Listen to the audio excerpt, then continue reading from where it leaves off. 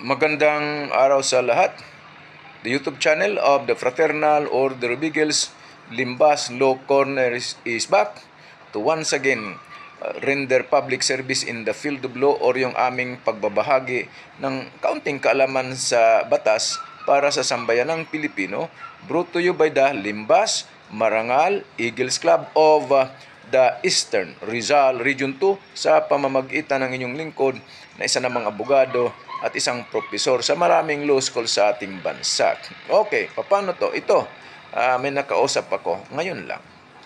Kasi nag-follow up siya sa isang tanggapan ng gobyerno.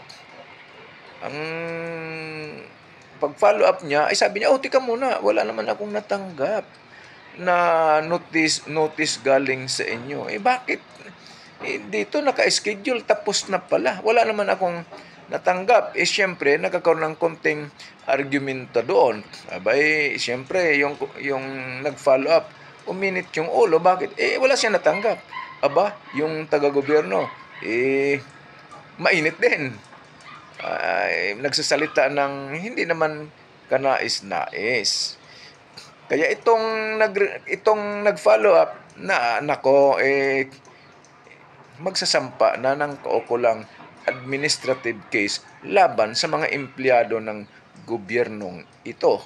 Bulabog ito ngayon, bulabog dahil maraming empleyado ang sasampa ng kaso. O ano ang leksyon ito, lalong-lalo na sa mga taga-gobyerno. Kung may nag-follow up sa inyo, galit na yung tao, hayaan nyo na lang. Huwag nyong patulan. Tulad nito, kayo yung may diferensya dito, ba't walang natanggap na notice itong tao, i-explain nyo na lang, ipaliwanag ninyo. Huwag yung sabihin niya, ganito ka, mayabang ka, huwag.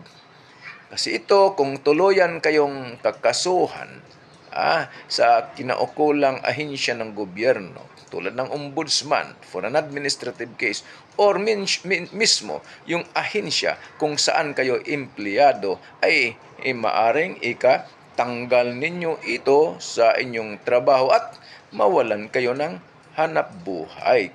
Okay, so maraming salamat at magandang araw. Sana nakapaglingkod na naman muli itong Limbas Marangal Eagles Club of the Eastern Rizal Region 2. Maraming salamat at magandang araw sa lahat.